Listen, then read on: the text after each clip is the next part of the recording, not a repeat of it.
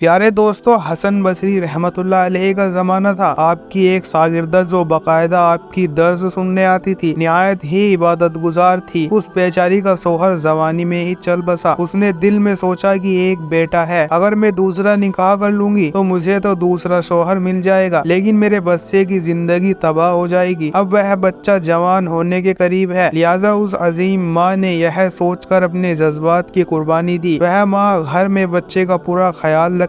جب وہ بچہ گھر سے باہر نکل جاتا تو ماں سے نگرانی نہ ہوتی۔ اگتی ہوئی جوانی بھی تھی، اور یہ آپ جانتے ہیں کہ اکثر کی جوانی ویرانی ہو جاتی ہے۔ پیارے دوستو، وہ بچہ اپنی جوانی کی رفتار پر گیا، شباب اور شراب کے کام میں مصروف ہو گیا۔ ماں برابر سمجھاتی، لیکن بچے پر کچھ اثر نہ ہوتا، یعنی وہ تو چکنا گھڑا بن گیا۔ وہ اس کو حضرت حسن بصری رحمت اللہ علیہ کے پاس لے کر آتی۔ حضرت بھی اس کو کئی گھنٹے سمجھاتے، لیکن اس بچے کا نیکی کی طرف کوئی رجوع نہیں ہوتی۔ حضرت کے دل میں بھی یہ بات آ گئی کہ شاید اس کا دل پتھر بن گیا ہے، مہر لگ گئی ہے اس کے دل پر۔ بہرحال ماں تو آخر ماں ہی ہوتی ہے۔ ماں اسے پیار سے سمجھاتی، میرے بیٹے نیک بن جاؤ، تمہاری زندگی اچھی ہوگی، لیکن وہ تو نہ مانا اور برائی کی طرف راغب رہا۔ دوستو، کئی سال برائی کی طرف لگ کر اس نوجوان نے اپنی دولت کے ساتھ صحت بھی تباہ کر لی، اور اس نے جسم میں لاعلاج بیماری پیدا ہو چکی۔ دوستو،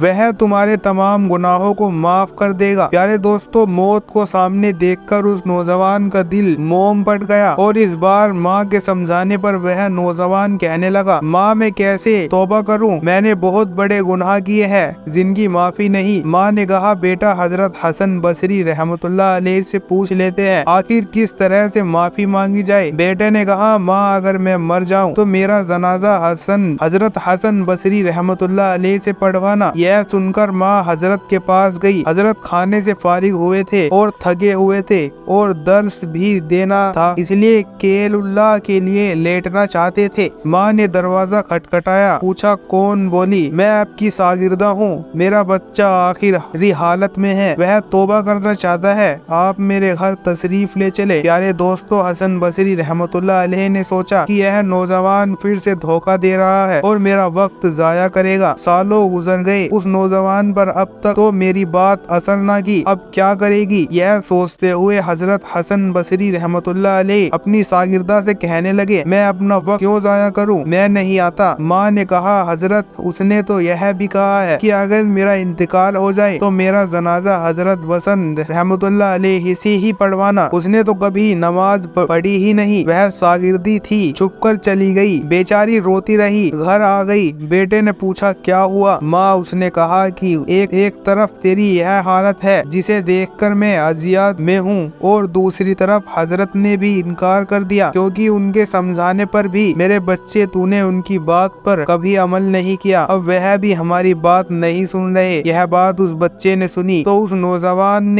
کے دل پر گہری چوٹ لگی۔ وہ نوجوان درد اندھا لہجے میں اپنی ماں سے کہنے لگا، ماں میری ایک وصیت سن لیجئے۔ ماں نے کہا، بیٹا وہ کیا کہنے لگا؟ تو عجیب وصیت، مگر امی جان میری وصیت یہ ہے کہ جب میری جان نکل جائے تو سب سے پہلے اپنا دوپٹہ میرے گلے میں ڈالنا، میری لاش کو کتے کی طرح صحن میں گھسیٹنا، جس طرح مرے ہوئے کتے کی لاش گھسیٹی جاتی ہے۔ ماں نے پوچھا کہ بیٹا وہ کیوں؟ کہا، امی اس لیے دنیا والوں کو پتہ چل جائے کہ جو اپنے رب کا نافرمان اور اپنی ماں کا نافرمان ہوتا ہے اس کا یہی انجام ہوتا ہے۔ میری پیاری ماں، مجھے قبرستان میں دفن نہ کرنا۔ ماں نے کہا، بیٹا وہ کیوں؟ ماں، مجھے اس صحن میں دفن کر دینا، ایسا نہ ہو میرے گناہوں کی وجہ سے قبرستان کے مردوں کو تکلیف پہنچے۔ پیارے دوستو، جس وقت نوجوان نے ٹوٹے دل سے عاشقی اور اپنے نافرمانی ہونے پر ندامت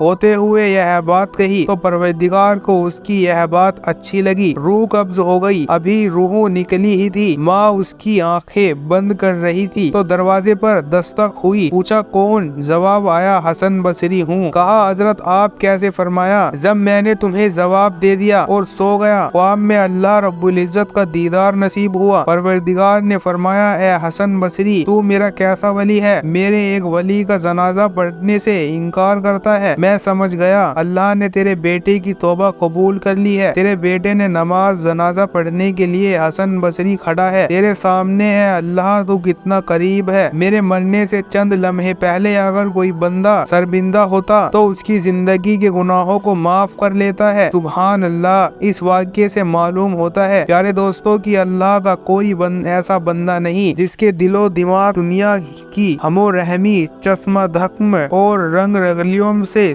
मुतासिर न होता हो। नफसानी ख्वाहिशात, दुनिया की मुख्तलिफ लज्जत और फिर शैतानी ख्यालात इंसान को घेरे रखते हैं, जिनकी वजह से वली सिफत इंसान भी गफलत का शिकार होकर गुनाह और कसूर कर बैठता है। लेकिन जब वह नदामत, शर्मिंदगी और अल्लाह के नजदीक जवाबदेही का एहसास पैदा करता है तो अपने को मुजरिम और खता वाली तौबा करता है तो उसके तमाम गुनाह माफ कर दिए जाते हैं और वह अल्लाह की नजर में इतना महबूब और प्यारा इंसान हो जाता है जैसे कि उसने कभी कोई गुनाह किया ही ना हो। कुरान मजीद में तौबा और इस्तगफार करने वालों के लिए सिर्फ माफी बख्श ही नहीं बल्कि अल्लाह ताला की खास इनायत और मोहब्बत और उनके प्यार की बसारत सुनाई गई है। इरशाद बारी ताला है, बेशक अल्लाह मोहब्बत रखता है तौबा करने वालों से और मोहब्बत रखता है पाक साफ रहने वालों से। एक मौके पर रसूलुल्लाह सल्लल्लाहु अलैहि वसल्लम ने इरशाद फरमाया, अल्लाह ताला अपने मोमिन बंदे की तौबा से इतना खुश होते हैं जैसे कि वह सवार जिसकी सवारी खाने पीने के साथ किसी चट्टान मैदान में खो जाए और वह मायूस होकर एक दरख्त के नीचे सो जाए। जब आँख खुले तो देखे सवारी खड़ी है। लिहाजा हमें भी चाहिए कि हम अपने रब के हुजूर अपने गुनाहों की तौबा तलब करते रहे और आइंदा गुनाहों से बचने की कोशिश करे। आज के लिए यही था। अल्लाह पाक से दुआ है